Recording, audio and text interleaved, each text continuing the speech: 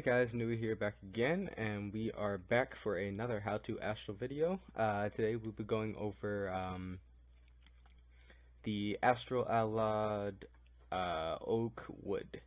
Again, I'm going to be in tank aspect for this video, so it'll be from a tank perspective, but I'll still be able to go over the majority of the mechanics of this mob or of this allod and what is entailed when it comes to this. The first couple of group polls are nothing serious. They all are pretty easily aggroable, and they don't do a huge amount of damage. The wolves, or not the wolves, wow, the owls are a little bit annoying because they can kind of just fly around and random aggro a little bit, but they aren't too heavy on damage, so you should be fine with that. But they're really nothing to worry about. The bears and the werefox, on the other hand, they do hit a little bit harder, so you may want to reduce damage on them a little bit, or even CC one of them. But overall, they don't do like too much damage, but they do hit quite a bit harder than the actual owls. The result of that is because of this buff. As you can see, it's a purple buff under my name. It is, I don't exactly know the name of it. Basically what it does is it increases the damage you take from them. So that's basically the reason. I'm not sure if it can be purified, but I'm pretty sure it can be, so just be aware of that. But heading up to the first boss, this is the first boss. Yes, I'm talking about the cabin. The cabin itself, just as well as many of the other bosses in, actually almost every single boss in this allod, is some random item inside of the allod. So the first boss here is this hut, and as soon as you talk to him, he will come out and get his chicken legs and his condor wings, and he will come out and attack you. So he does some normal abilities for tanks, just, you know, some kicks to the face and things like that, as well as a frontal barrel wave. He also does a targeted barrel cast and a charge, both of which are targeted. The difference between this boss and other targeted abilities is that you can actually taunt, and you kind of need to taunt immediately after he does some of these abilities, because he kind of immediately drops aggro from when he's doing these abilities. But if you taunt, you can stop the damage from these abilities from doing much more than it can. But it's nothing too serious, you know. It's just the first boss in Allod. It's basically a tank and spank. So, you know, just face the boss away from everybody. Make sure everybody's staying out of those barrel circles, and it's nothing too serious to worry about. Heading up to the next unique mob is a boar. These boars, the thing with these boars is that you need to be aware of the, not the boar itself. The boar itself is pretty much just a tank and spec. He doesn't do anything. Like, he does a charge, but he's not super difficult to deal with. But the thing is, he has these rage stacks on him. When he starts out, he has 30 rage stacks, and the way to get rid of rage stacks is to throw coconuts at him. I know it doesn't make very much sense, but I mean, it might actually. I don't know much about boars, so maybe they eat nuts and stuff. I don't know. Whatever it does, it feeds him and he calms down, and that reduces all of his rage stacks to 0. Overall, rage stacks is kind of tankable in like easy astral. Like, I can pretty much tank it up to about 80 stacks or so before it's pretty much unbearable.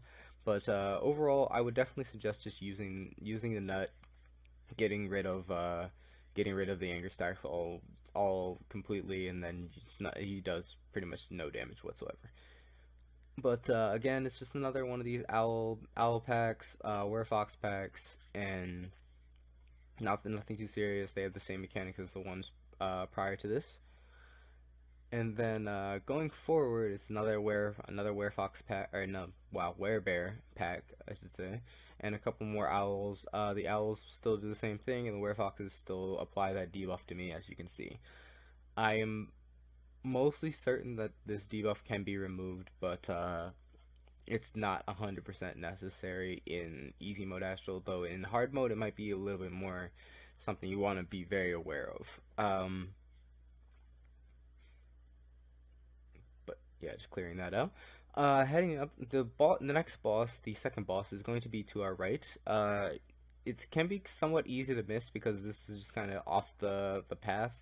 There's just this group of crows before it, and if you're new to allods, you might just actually miss this boss because when you get up here, it's a bunny.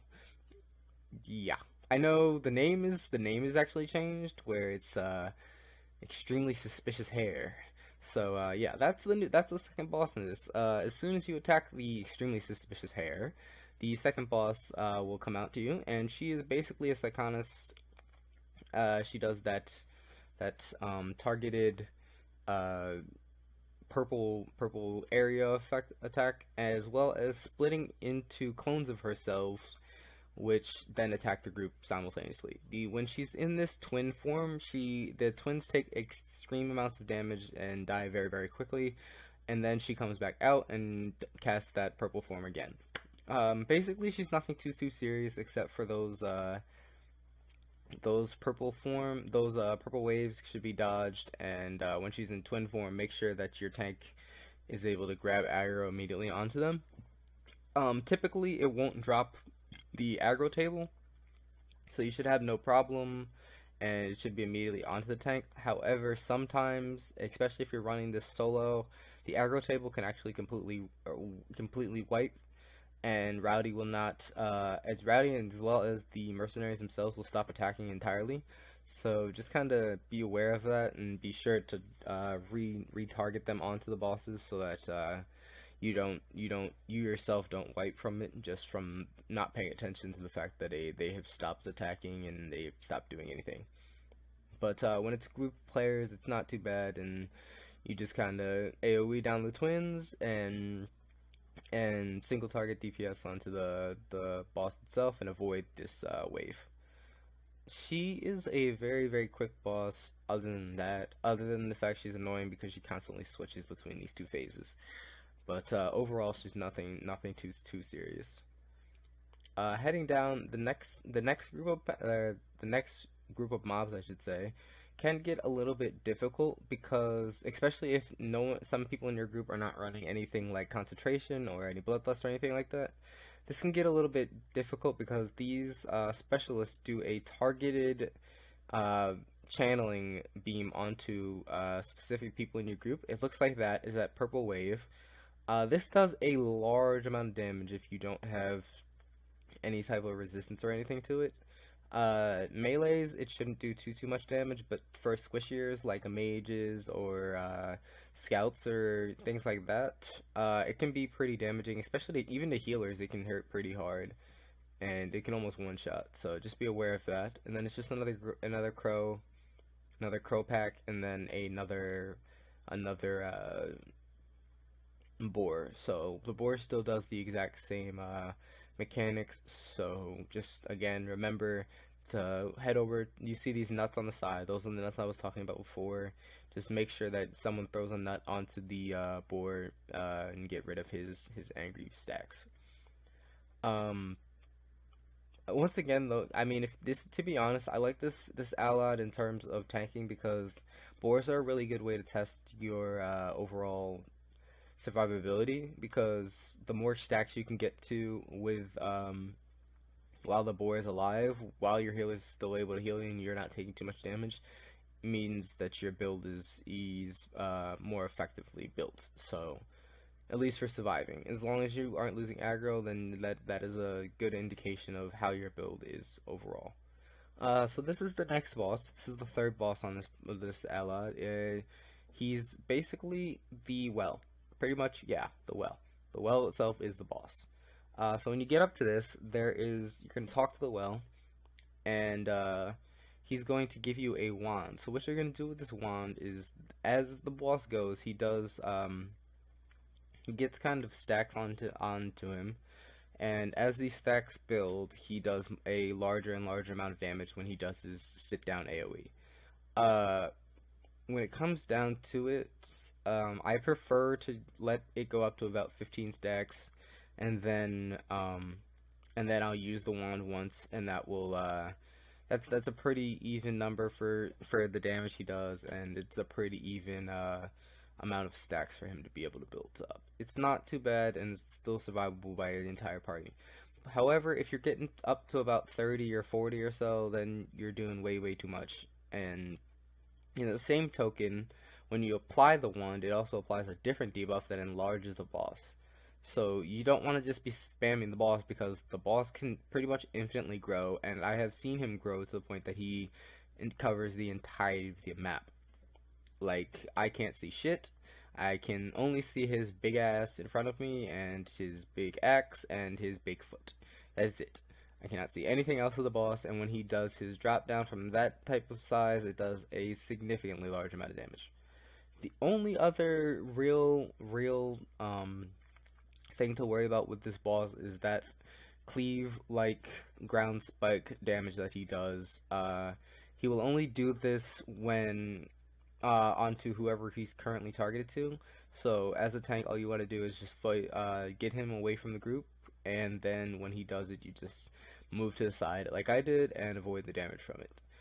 Just make sure that no one in your party is behind you, so that they don't get hit by that, because for squishies, once again, it can hit pretty difficult. But for tanks itself, it shouldn't wipe you or anything like that. But just make sure that you're sidestepping it and not directly taking it. You do have a significantly large period of time to be able to get out of the way of it. So that's pretty much all that entails on this boss, and he's nothing too serious. However, once again, just focus on not stacking him too much and not letting him stack too much. As you can see, it looks like the rage is buff. That is the stack you are watching, and then the kind of martyr skill buff is the one you are watching in terms of the amount of times you've hit him in the wand. So as you can see, you should be clearing him up around the time that you get to about 3 or 4 stacks if you're doing it correctly. Heading on to this next pack, so once again, it's another of these specialists, so just make sure that you know who they're targeted to. I believe it can be interrupted, though I know that it cannot be purified. But I'm pretty sure it can definitely be interrupted, and if they die before the cast finishes, then it will never cast the damage. So if you have a higher damage party, then you pretty much won't have to worry about it. However, if you have a lower damage party, then just be aware of when that hits and who it's targeting to.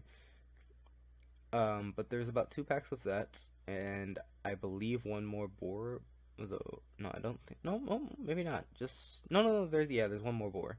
So there's 2 packs of specialist, and then one more boar. Once again, the occultist is the one that's putting in these packs, is the one that is putting this stressor debuff on me.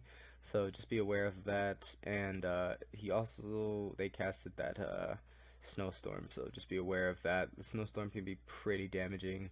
As you can see, it wipes pretty much my entire party. Though this is kind of the beauty of being a paladin tank, I have quite a bit of self-healing, so we pretty much just killed the last mobs and just went about our day, and like this didn't happen. But as you can see, just be aware of things like that. The snowstorms hurts hard, the channeled wave hits hard, and the stressor debuff makes it very difficult to pay attention or to move or do anything. But heading up to the last boss. The last boss, once again, is a new item. Basically, he's basically just a tree. And with the lore guy, if you've been watching the lore of this allod overall, what he does is he gives you a stick, and he tells you he wants a bigger tree for Christmas, and so he tells you to go beat a tree, and the tree will grow. I don't really know how that works, but fantasy worlds, so things like that, I guess, just come with the territory. I don't know. I can't really tell you how that works or what the actual semantics of that are, but that's basically what you do. So you hit this tree, it grows into a bigger tree, and then you have to fight it, because apparently trees are evil. So boss mechanics are fairly simple.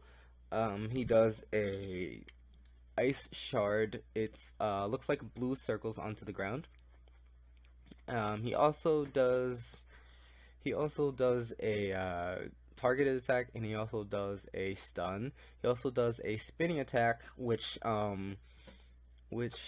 basically is a large AoE, in which case everyone in your party should hide.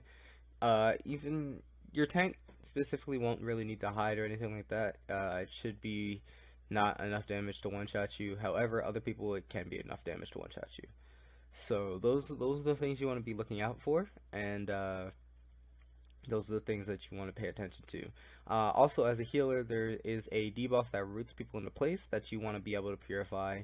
If you have a bard in the party, Sonata will purify it, but Sonata's cooldown is a little bit longer, so just be aware of who's rooted and be sure to purify it. Once again, this is another time that the emoticons in this game are very useful. Just throw up one of those emoticons. As you can see on my sidebar, I keep 4 or 5 emoticons just active. So if I ever get rooted or anything like that, I'll throw up an emoticon, and that's a way to communicate to your team that you need to be purified or something like that. But fighting this boss, as you can see, these blue circles are the ice shards. You want to be able to avoid those. You do not want to get caught in them. They hit pretty hard, and they it also applies to slow to you, so you just want to be aware of this. This is the spin I was talking about. It has a large cast time, which gives you time to hide behind the boulders around you and avoid the damage from it. So as a DPS, as a healer, you need to be getting behind these boulders and avoiding that.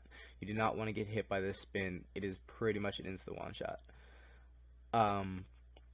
This is why purifying whoever gets rooted is very important, because if you get rooted and you're outside of a rock and you get spun on, you're going to die.